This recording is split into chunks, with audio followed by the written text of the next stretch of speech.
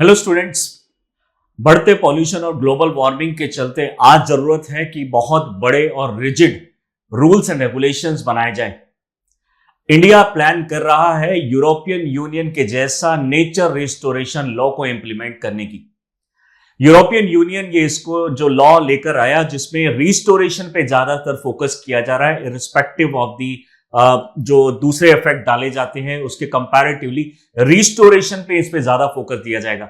बिल्कुल इंडिया इसी के फॉलो करने के बाद यानी अगर इंडिया कभी चाहता है कि इसको ठीक से फॉलो करे जो यूरोपियन यूनियन ने इसको फॉलो किया है वैसे ही कुछ लॉ इंडिया में बनाया जाए और उसका फायदा इंडिया को भी हो पाए। आज का हमारा लेक्चर इसी के ऊपर बेस्ड है कि क्या इंडिया इस लॉ को इंप्लीमेंट करने के लिए क्या क्या प्लानिंग कर रहा है और अभी तक क्या क्या जरूरत हुई है जिसकी वजह से अभी इंडिया ये सोच रहा है। आइए इसको वन वन करके देखते हैं। The case for a nature restoration law in India, exploring the necessities and the benefits of implementing a nature restoration law in India for addressing ecosystem degradation. जो हमारे बढ़ते हुए जो एनवायरमेंटल डिग्रेडेशंस हैं उसको कम करने के लिए डेफिनेटली हमें रिस्टोरेशन पे ज्यादा फोकस करना पड़ेगा, यानी जो पहले से चीजें हैं उसको मेंटेन करने पे हमें ज्यादा फोकस करना पड़ेगा रिस्पेक्टिव ऑफ दी जो एमिटिंग पॉल्यूशन है उसको रोकने से बजाय हम उसके साथ साथ रिस्टोरेशन पे भी काम करेंगे। हम आपको बता दें कि चहल एकेडमी दिवाली के इस शुभ अवसर पर लाए हैं 50% डिस्काउंट ऑफर जिसमें हमारी जो ऑनलाइन कोर्सेज की फीस है 99,999 को सिर्फ 49,999 में आप कर सकते हैं। वहीं पे हमारे जो रिकॉर्डिंग लेक्चर्स की फीस है 24,999 से लेकर 19,999 कर दी गई है for a short time duration. ज्यादा जानकारी के लिए डिस्क्रिप्शन बॉक्स पे लिंक पे क्लिक करके आप इंफॉर्मेशन गैदर कर सकते हैं। बात करते हैं रिस्टोरेशन लॉ की। यूरोपियन यूनियन इस लॉ को सबसे पहले लेकर आया और इंडिया भी उसी ड्राइव पर उसी पाथ पे चल रहा है और हम भी चाहते हैं कि बिल्कुल ऐसे ही रूल्स एंड रेगुलेशंस इंडिया में बनाए जाए। इंपॉर्टेंट प्लांट्स जो पॉइंट्स की अगर हम बात करें to the nature restoration law, इसमें एक अर्जेंट ग्लोबल इशू है, ग्लोबल नीड है कि हमें ये करना ही होगा, अदरवाइज ये एक हाई टाइम है। अगर अब नहीं तो फिर आगे इसको करना बहुत ज्यादा मुश्किल हो जाएगा। नीड फॉर कॉम्प्रिहेंसिव लॉ, बड़े लॉ लाने चाहिए। There is an acute need for India to adopt an comprehensive nature restoration law to address the environmental challenges. These challenges definitely हमें बहुत ज्यादा जरूरत है इस टाइम पे कोई बड़े कॉम्प्रिहेंसिव लॉज की, यानी जहां पे हर चीज मेंशन्ड हो कि आपको क्या क्या चीजें करनी है, कब तक करनी है और किस तरीके से उस चीज को आप एडॉप्ट कर पाएंगे। बात करते हैं इंडियाज इकोलॉजिकल डाइवर्सिटी। हम अगर बात करें तो लगभग 6.7% बायोडाइवर्सिटी वर्ल्ड की सिर्फ इंडिया में ही है। India is one of the mega diverse country of the world. जो टोटल 17 मेगा डाइवर्स कंट्रीज है उसमें से एक मेगा डाइवर्स कंट्री इंडिया भी है। तो डेफिनेटली हमारी जो बायोडाइवर्सिटी है उसको हमें मेंटेन करने की बहुत ही जरूरत है। Significant land degradation, almost 30% of India's total geographical area is experiencing, यानी 30% जो एरिया है वो एक्सपीरियंस कर रहा है लैंड डिग्रेडेशन। सीवियरिटी की तरफ बढ़ रहा है, धीरे धीरे ये कंडीशन जो है सीवियर होती जा रही है, कंडीशन वर्स्ट होती जा रही है और लगभग 30% किसी कंट्री का अगर लॉस हो जाए, एनवायरमेंटल लॉस हो जाए, लैंड डिग्रेडेशन हो जाए, डेफिनेटली उससे एक बहुत बड़ा लॉस फ्यूचर में देखने को मिलेगा।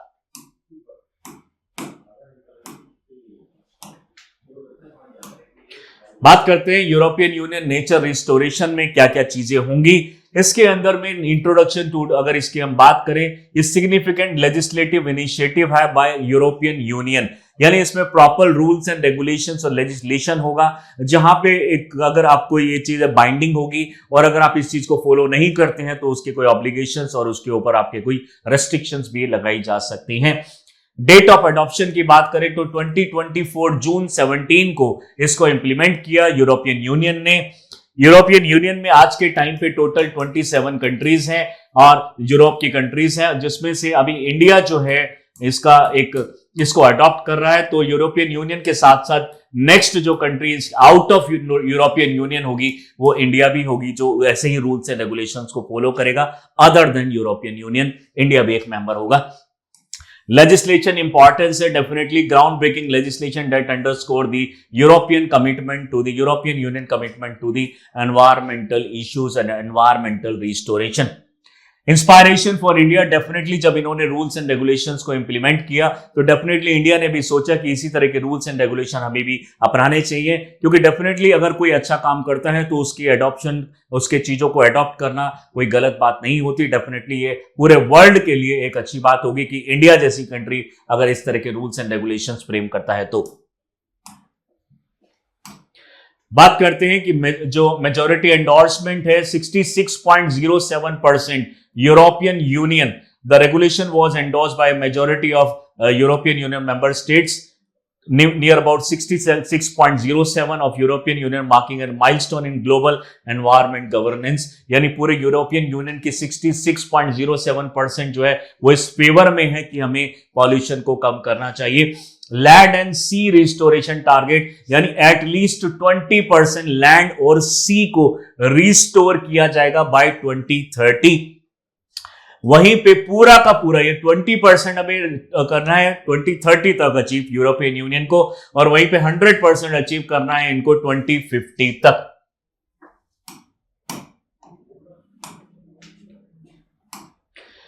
बात करें European union biodiversity strategy and green deal, ये क्या है? इसके अंदर जो पहला स्टेप होगा, जो नेचर जो रिस्टोरेशन जो लॉ होगा, उसका रोल होगा कि ये जो पार्ट है यूरोपियन यूनियन बायोडाइवर्सिटी का, जिसमें जो ग्रीन से रिलेटेड यानी ग्रीन डील्स होंगी, कंट्री एक दूसरे के साथ में डील करेंगी, एक्सचेंज करेंगी अपनी इंफॉर्मेशन, नॉलेज को, टेक्नोलॉजी को, फिनेंसिस को एक्सचेंज करेंगे और एक दूसरे की कैपेसिटी बिल्डिंग में हेल्प करेगी। सेकेंड, अगर हम बात करें 80% of European habitat are in poor condition, बहुत ज्यादा जरूरत है अभी यूरोपियन यूनियन की कंट्रीज को, क्योंकि 80% तक वो जो है बहुत सारा खतरे में है लैंड। इकोसिस्टम फोकस, डेफिनेटली इनका जो फोकस एरिया है वो है फॉरेस्ट, एग्रीकल्चर लैंड, रिवर और अर्बन स्पेसेस, यानी अर्बन स्पेसेस जो एक अर्बन हीट आइलैंड बन गए हैं उनको हीट आइलैंड से बचाना है। वहीं पे एग्रीकल्चर जो सेक्टर में जो बर्निंग, स्टबल बर्निंग और इस तरह के इश्यूज हैं, इन सबको यहाँ पे खत्म करना है। एग्रीकल्चर लैंड को इंप्रूव करते करते फॉरेस्ट को हमें कट नहीं करना है, फॉरेस्ट को भी साथ में हमें यानी इंक्रीज करना है। और रिवर रिजुविनेशन प्रोग्राम्स लाए जाएंगे, रिवर को दोबारा से जिंदा किया जाएगा, दोबारा से इसको रिजुविनेट किया जाएगा ताकि उसमें जो बायोडाइवर्सिटी है वो मेंटेन रहे। रिवर के रिस्टोरेशन के प्रोग्राम चलेंगे। लगभग 25,000 किलोमीटर की जो रिवर है वो फ्री फ्लोइंग रिवर्स होंगी, यानी यहां पे कोई भी ऑब्स्टेकल्स इसमें नहीं किया जाएगा। किसी तरह का जो डैम बना के जो इस तरीके से जो प्रॉब्लम की जाती है, डाइवर्जन किए जाते हैं, वो ऐसा नहीं होगा। एटलीस्ट 25,000 किलोमीटर का इन्होंने प्लान किया है कि रिवर जो है फ्री फ्लो होगी, उसमें कोई भी गलत तरीके से उसको यूज नहीं किया जाएगा। ट्री प्लांटेशन कमिटमेंट की गई है, 2030 तक इन्हें 3 बिलियन एडिशनल ट्रीज को ग्रो करना है। बात करें कि डिग्रेडेशन की, तो एनवायरमेंटल चैलेंजेस इंडिया में क्या क्या एनवायरमेंटल चैलेंजेस है। 94.53 हेक्टेयर लैंड जो है वो हमारी लॉस हो चुकी है इस टाइम पीरियड में 2003 से लेकर 05 तक और 2018 से लेकर 19 तक। वहीं पे 97.85 हेक्टेयर लैंड जो हमारे लास्ट ईयर जो 2018 से लेकर 19 तक है, वो इतने टाइम में सिर्फ एक साल में इतना डिग्रेडेशन हमें देखता है लास्ट में। और उसके बाद अगर हम देखें 29.7% डिग्रेडेशन हुआ है total, 29.7% of India total geographical area underwent land degradation. अगर हम इंडिया की बात करें तो उसमें 29.7% का टोटल एरिया जो है हमारा इंडिया का, दैट इज 32,087,263 किलोमीटर स्क्वायर। इतना जो रीजन है उसका 29.97% जो एरिया है वो लैंड डिग्रेड हो चुका है। डेफिनेटली एक बहुत बड़ा कंसर्न है, it's a matter of concern, तो हमें इसको इंप्लीमेंट करना बहुत ज्यादा जरूरी है। बात करें डेजर्टिफिकेशन की, तो डेजर्टिफिकेशन में भी 83.69 हेक्टेयर लैंड जो है वो डेजर्टिफिकेशन इन डेजर्ट में कन्वर्ट हो चुकी है। 23.79% जो लैंड है, substantial portion of desertification land, इसमें जो इतना परसेंट जो लैंड है टोटल डेजर्ट का, वो सिर्फ गुजरात, कर्नाटक, महाराष्ट्र और सिर्फ राजस्थान में, इन 4 स्टेट में 29% के आज 23 0.79% के आसपास में हमारा जो डेजर्ट है वो इन्हीं रीजन्स में लाई करता है। बात करते हैं India efforts in restoration. India ने क्या क्या एफर्ट डाले हैं। एक तो इंडिया इंप्लीमेंट कर रहा है ग्रीन इंडिया मिशन, जिसमें बहुत सारे ट्रीज ग्रो किए जाएंगे, ट्री लाइन बनाई जाएगी, फॉरेस्ट ग्रो किए जाएंगे, एफॉरेस्टेशन होगा, फॉरेस्ट को कटिंग करने से यानी डिफॉरेस्टेशन से बचाएंगे। और इस तरह के जो इफेक्ट है इसमें aims to cover the forest cover and enhance the ecosystem. प्रधानमंत्री कृषि सिंचाई योजना के तहत में जो कृषि से यानी इरिगेशन से रिलेटेड जो फैसिलिटीज हैं वो गवर्नमेंट की तरफ से प्रोवाइड की जाएगी। कैनाल इरिगेशन सिस्टम, जो टैंक इरिगेशन सिस्टम और जो आपका वेल इरिगेशन सिस्टम है उसके थ्रू ये सब कुछ प्रोवाइड किया जाएगा। इंटीग्रेटेड वाटरशेड मैनेजमेंट प्रोग्राम लाए जाएंगे ताकि वाटर लॉस ना हो, क्योंकि जब भी वाटर आता है उसका मैनेजमेंट करना एक बहुत ज्यादा चैलेंज हो जाता है। तो वाटरशेड जो होते हैं, यानी वाटरशेड का मतलब होता है जो वाटर को दो पार्ट में एक तरीके से ऐसे डिवाइड करेगा। तो वाटरशेड की मैनेजमेंट इस तरीके से हो कि इन प्रोपोर्शनेट में वो डिस्ट्रीब्यूशन ना हो, प्रोपोर्शनेट में इसको डिस्ट्रीब्यूट करे। पानी जो हमारा है वो अगर आए तो इस रीजन को भी बराबर मिले, इस रीजन को भी बराबर मिले। नेशनल एफॉरेस्टेशन प्लान के अंदर में हमने ट्राई किया है, यानी हम कोशिश कर रहे हैं कि हम बड़े से बड़े फॉरेस्ट को ग्रो करें इंडिया में, जो कि हमारा टारगेट है एटलीस्ट 33% जो टोटल एरिया है इंडिया का वो फॉरेस्ट से कवर होना चाहिए। नीड की अगर हम बात करें, need for comprehensive approach, definitely long term sustainability होगी इससे अगर हम इस तरीके से एक्शन लेते हैं। तो मैंडेटेड रिस्टोरेशन यानी रिस्टोर आपको करना ही होगा। इससे रिलेटेड रूल्स एंड रेगुलेशंस बनाए जाएंगे कि हर स्टेट को ये फॉलो करना होगा कि इतनी % लैंड आपको फॉरेस्ट के अंडर में लानी ही लानी है। कॉम्प्रिहेंसिव अप्रोच रिक्वायर्ड है, यानी हर चीज मेंशन्ड होनी चाहिए, लिखी हुई होनी चाहिए, रूल्स एंड रेगुलेशंस होने चाहिए, ताकि ऐसा ना हो कि अगर कोई चीज ना होने की वजह से, रूल एंड रेगुलेशन ना होने की वजह से उसका एक्सप्लॉयटेशन स्टार्ट हो जाए। वहीं पे लीगली बाइंडिंग टारगेट्स होने चाहिए, जैसे कि यूरोपियन यूनियन का जो नेचर ये रिस्टोरेशन जो प्रोग्राम है, लॉ है, वैसे ही India need a nature restoration law that legally bind the target. यानी अगर आप इस चीज को नहीं अचीव कर पाते हैं तो आपके ऊपर लीगली ऑब्लिगेशंस ये लगाई जा सकती हैं। बात करते हैं potential structure of the India's nature restoration law.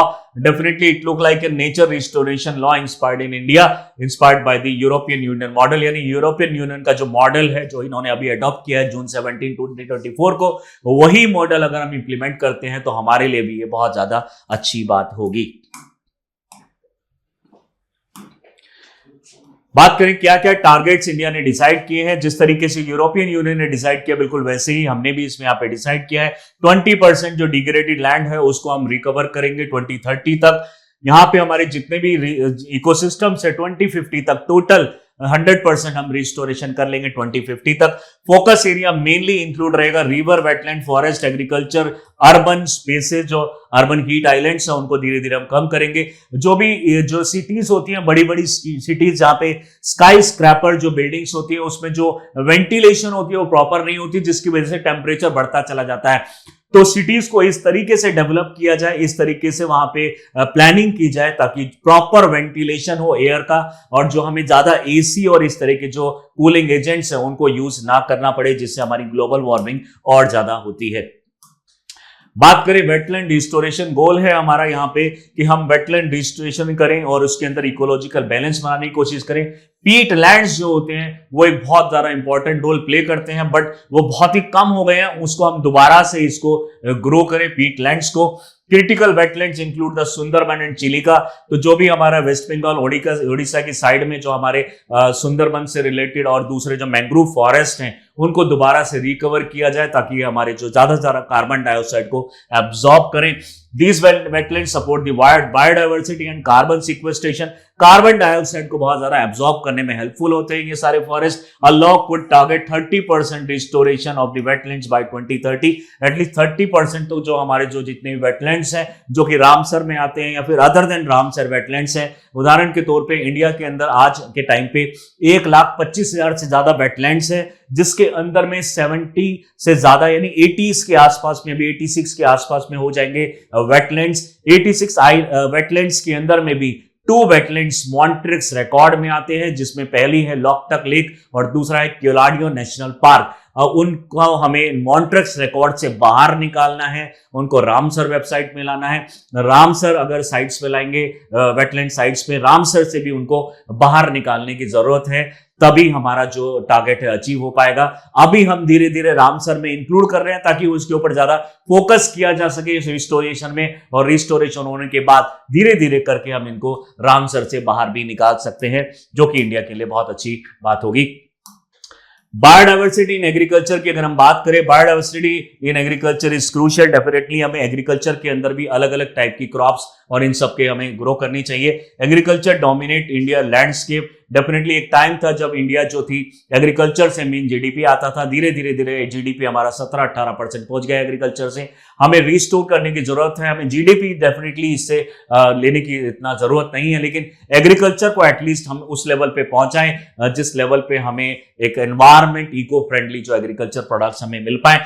Promoting agroforestry and sustainable practice could restore farmland. Definitely agroforestry हमें करनी पड़ेगी, नहीं एग्रीकल्चर में ही, जहां पे एग्रीकल्चर लैंड है उसके चारों तरफ में ट्रीज ग्रो किए जाते हैं ताकि हमारा सॉइल इरोजन ना हो, वाटर लॉसेस ना हो, हमें विंड से प्रॉब्लम्स ना हो, क्रॉप हमारी डिस्ट्रॉय ना हो, क्योंकि इसकी वजह से भी फिर हमारा कार्बन फुटप्रिंट जनरेट होता है। तो हमें एग्रो फॉरेस्ट्री पे फोकस करना पड़ेगा, नहीं एग्रीकल्चर लैंड पे फॉरेस्ट भी ग्रो करने पड़ेंगे ताकि सस्टेनेबल प्रैक्टिसेस हम कर पाए। Indicators like the butterfly and bird index can track progress. Definitely ऐसे कुछ इंडिकेटर्स, जैसे देखा जाता है कि पॉल्यूशन बढ़ेगा तो इस तरह के जो एजेंट्स है वो धीरे धीरे कम होते चले जाते हैं, birds and butterfly.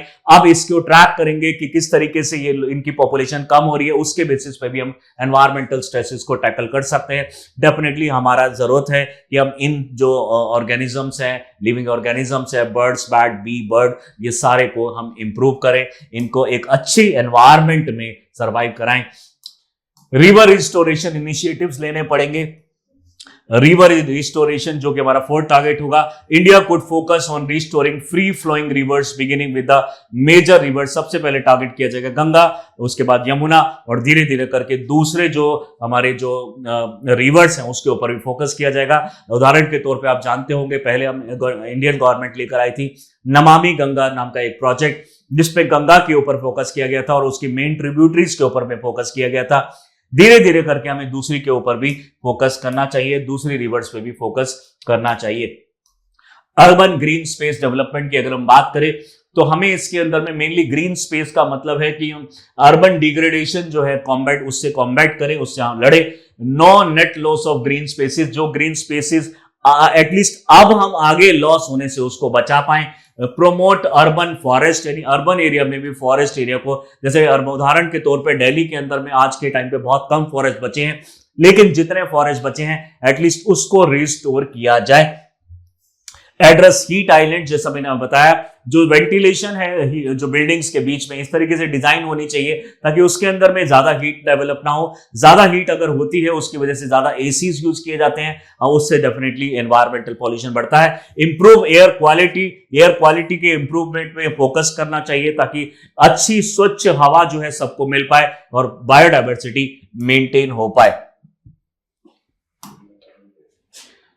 Economic benefit, definitely इससे इकोनॉमिक बेनिफिट हो सकते हैं। अगर हम बात करें तो according to the world economic forum ने एक डेटा दिया था, nature restoration could globally generate economic returns of the $10 trillion annually by 2030। यानी ग्लोबली अगर हम इससे फायदा अगर देखें, लोगों की प्रोडक्टिविटी बढ़ेगी, लोगों की हेल्थ अच्छी रहेगी, तो हमारा लॉस नहीं होगा हमारे जो डिजीजेस के ऊपर। ओवरऑल जितना जो सेविंग होगी अगर हम बायोडाइवर्सिटी को और एनवायरनमेंट को क्लीन करते हैं तो $10 ट्रिलियन की हमारी यानी 2030 तक ग्लोबली इतना हम अचीव कर सकते हैं टारगेट को।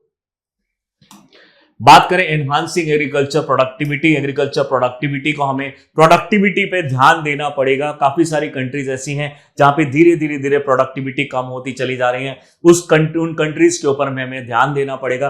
पर हेक्टेयर लैंड पे हमें प्रोडक्टिविटी को 1000 kg से और 2000 kg से ऊपर लाना पड़ेगा ताकि वो एक कम से कम एरिया में अच्छा जो प्रोडक्ट प्रोड्यूस कर पाए, हमें ज्यादा एरिया ऑक्यूपाई ना करना पड़े एग्रीकल्चर के अंदर। Alignment with sustainable development goal, जो एसडीजी गोल है सस्टेनेबल डेवलपमेंट गोल 15 के साथ उसको अलाइन करके हमें जो एनवायरमेंट की इको फ्रेंडली जो एनवायरमेंट है उसको डेवलप करने के लिए फोकस करना चाहिए। हमें फॉरेस्ट के ऊपर और टू कॉम्बैट डेजर्टिफिकेशन इन सब चीजों के ऊपर में फोकस करना चाहिए ताकि हमें फॉरेस्ट को रिस्टोर कर पाएं, फॉरेस्ट को प्रोटेक्ट कर पाएं और डेजर्टिफिकेशन से हम लड़ पाएं। क्लाइमेट चेंज मिटिगेशन की अगर बात करें, मिटिगेशन का मतलब होता है किसी के इम्पैक्ट को कम कर देना, तो उसके लिए हमें रिस्टोरेशन ऑफ इकोसिस्टम करने पड़ेंगे। इम्पैक्ट जो होगा लैंड डिग्रेडेशन पे, लैंड डिग्रेडेशन एक्सर्बेट यानी ये बढ़ा देता है climate change by reducing the land ability to absorb carbon dioxide. Definitely land जो होती है बहुत अच्छी एब्जॉर्बर होती है कार्बन डाइऑक्साइड की। अगर हम बात करें सी, समुद्र, ओशियन, वो भी एक बहुत अच्छे एब्जॉर्बर होते हैं कार्बन डाइऑक्साइड के। लेकिन लैंड अगर डिग्रेडेशन हो जाएगी तो सफिशिएंट अमाउंट की कार्बन डाइऑक्साइड को वो एब्जॉर्ब नहीं कर पाएगी, ज्यादा कार्बन डाइऑक्साइड हमारे एटमॉस्फेयर में रहेगी और हमें उससे प्रॉब्लम बढ़ती चली जाएगी। अगर स्ट्रेंथनिंग कार्बन सिंक की बात करें तो कार्बन सिंक को हमें बढ़ाना पड़ेगा। जो पेरिस एग्रीमेंट 2015 में हुआ था, ये पेरिस एग्रीमेंट COP 21 के अंदर में 2015 में, डेफिनेटली उसको हमें अचीव करने की जरूरत है, इसको हमें अप्लाई करने की जरूरत है, जिसमें हमने टारगेट फिक्स किया था कि प्री इंडस्ट्रियल लेवल से सिर्फ 1.5 डिग्री सेल्सियस टेम्परेचर को ही बढ़ने देंगे, इससे ज्यादा हम प्री इंडस्ट्रियल लेवल से अलाउ नहीं करेंगे। तो डेफिनेटली इसको सिंक्रोनाइज करना चाहिए with these types of agreements. Global अगर प्रेसिडेंट और इंडियन अपॉर्चुनिटी की अगर हम बात करें तो यूरोपियन नेचर जो लॉ है वो डेफिनेटली इंडिया को बहुत ज्यादा फायदा पहुंचाने वाला है। लैंड डिग्रेडेशन जो इंडिया के अंदर में होती है वो हमारी कम हो जाएगी। पोटेंशियल बेनिफिट्स लॉ जो हमारे इंडिया के अंदर में हमें बनाने पड़ेंगे। सोशो इकोनॉमिक डेवलपमेंट इससे होती है और जो क्लाइमेट रेजिलिएंट इंफ्रास्ट्रक्चर और ये सब डेवलप करना है, डेफिनेटली हम उस टारगेट को भी अचीव कर पाएंगे। अर्जेंसी ऑफ एक्शन है, the clock is ticking and the time to act is now. Definitely इन्होंने एक इसमें एजेंडा है इसका इनका, और इनका एक मैनिफेस्टो है। ये हमें इस चीज को अचीव करना है। टाइम बहुत बड़ी फास्ट रेट से बढ़ रहा है and the time to act is now. आज नहीं तो फिर कभी नहीं, आज हमें एक्शन लेने की जरूरत है। एनवायरमेंटल से रिलेटेड कोई भी अगर इश्यू बढ़ेगा तो एक ऐसी कंडीशन में पहुंच जाएगा शायद कंट्रीज अपने पूरे एफर्ट करने के बाद भी उस चीज को अचीव ना कर पाए, एनवायरमेंट पॉल्यूशन को कम ना कर पाए। तो definitely it's a high time हमें अपने पॉल्यूशन को धीरे धीरे से कम करना चाहिए ताकि हम आगे आने वाली जनरेशन को एक अच्छा एनवायरमेंट प्रोवाइड कर सकें। आपको हम लोगों की वीडियोस किस तरीके से लगती हैं, कोई इंप्रूवमेंट अगर आप चाहते हैं तो कमेंट बॉक्स में आप लिख सकते हैं। Thank you.